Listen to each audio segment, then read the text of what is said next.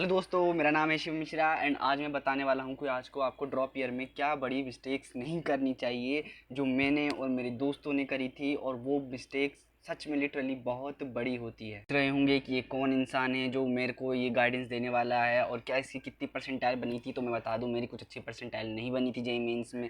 लेकिन ध्यान रखना, चाणक्य की नीति के अकॉर्डिंग चाणक्य ने एक बात कही थी, यह जीवन बहुत कम है दोस्त। अगर तुम खुद की गलतियों से सीखने जाओगे तो तुम्हें बहुत समय लग जाएगा। इसलिए यह बढ़िया होगा कि तुम दूसरे की गलतियों से सीखो।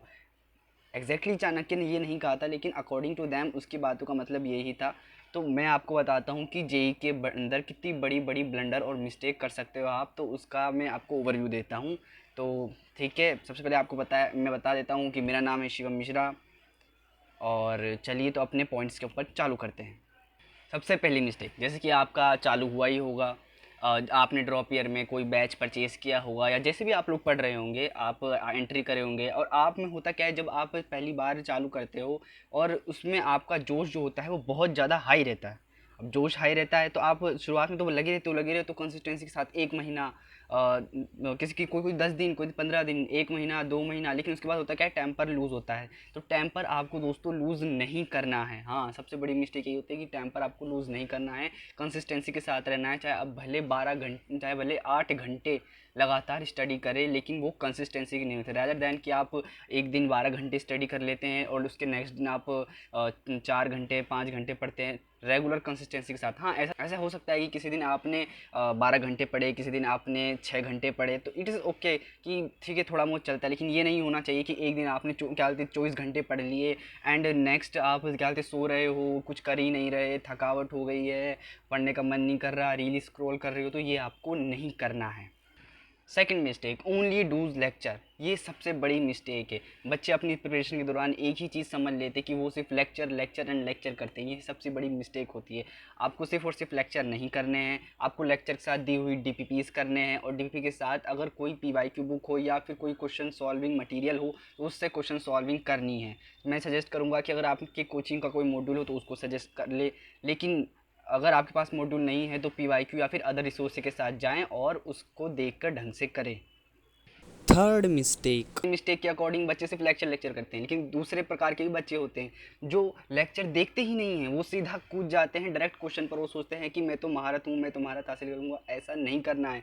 बिल्कुल बेसिक से पढ़ना है। बिल्कुल बेसिक से पढ़ोगे देन उसके बाद क्वेश्चन करोगे। हाँ, आप ये कर सकते हो कि अपना 20% टाइम थ्योरी को दो एंड 80% टाइम क्वेश्चंस को दो, तो इससे आप बहुत आगे बढ़ सकते हो। Fourth mistake. पॉइंट की क्या बोलते हैं, आपको जो भी काम करना है कंसिस्टेंसी के साथ करना है। Consistency is the key of success. ये तो आपको बहुत लोगों ने कहा होगा, इसलिए आप इस बात को अपने दिमाग में बैठा ले। और कंसिस्टेंसी ऐसे नहीं आती कि एक दिन मोटिवेशन देख लिया, एक दिन कुछ कर लिया। नहीं, कंसिस्टेंसी आएगी आपके सोच के अकॉर्डिंग कि आपका गोल क्या है, आपको क्या चूज़ करना है, आपको क्या करना है, क्यों करना है। आपको ये सोचना होगा, तभी आप जीवन में आगे बढ़ पाएंगे और ये समझ पाएंगे कि आप क्यों कर रहे हैं। आप क्यों कर रहे हैं, जब तक आपका यही क्लियर नहीं होगा तब तक आप इसके अंदर आगे नहीं बढ़ सकते, क्योंकि आपको यह पता होना ही चाहिए। Fifth mistake. और नेक्स्ट जो बड़ी मिस्टेक है, वो लोग ये करते हैं कि क्वेश्चन सॉल्विंग करने का तरीका ही गलत होता है। वो क्वेश्चन सॉल्विंग कैसे करते हैं कि कोई वीडियो चला लिया, उसके अंदर 50 क्वेश्चन सॉल्व कर रहे हैं और चालू करके मस्त बेड पर पड़े पड़े देख रहे हैं या कहीं पे भी बैठ के बस निद्रा अवस्था में देख रहे हैं। तो दोस्तों, आपको वैसा नहीं करना है। आपको पेन कॉपी लेके उसको सही से सॉल्व करना है, तभी आप सीख पाएंगे, वरना आप नहीं कर पाएंगे। और नेक्स्ट सबसे बड़ा ब्लंडर जो मैंने अपनी जेई टाइम्स में किया था कि मैंने एक अच्छी टेस्ट सीरीज़ बाय नहीं की थी। दोस्तों, एक अच्छी टेस्ट सीरीज़ बहुत ज़्यादा ज़रूरी है, तो इसलिए आपको अच्छी टेस्ट सीरीज़ लेनी चाहिए और उसको ढंग से देना चाहिए। हाँ, अगर टेस्ट सीरीज़ के पैरामीटर अगर हम आपको बताएं तो टेस्ट सीरीज़ के लिए आप वो टेस्ट सीरीज़ ज़्यादा प्रेफर करना जिसके अंदर आपको वीडियो सोल्यूशन तो मिले ही मिले। लेकिन अगर चलो वीडियो सोल्यूशन नहीं मिलता तो टेक्स्ट सोल्यूशन मिले, लेकिन वीडियो सोल्यूशन ज़्यादा प्रेफरेंस होता है, इससे आप अच्छे तरीके से समझ पाते हैं। और एक और एक्स्ट्रा चीज़ जो मैं बता रहा हूँ, जो मेरी मिस्टेक तो नहीं थी, लेकिन इस बात का ध्यान रखना कि आपको अपना सिलेबस टाइम पर ख़त्म करना है ताकि आप रिवीजन कर सकते हो। तो अपना सिलेबस नवंबर तक ख़त्म कर सकते हो, या इससे पहले अगर हो सके तो अक्टूबर तक ख़त्म करने की कोशिश करना, क्योंकि उसके बाद अगर आपने ज़्यादा रिवीजन किया और अच्छे से ज़्यादा पेपर्स दिए सॉल्विंग के लिए तो वो आपके लिए बेस्ट रहेगा।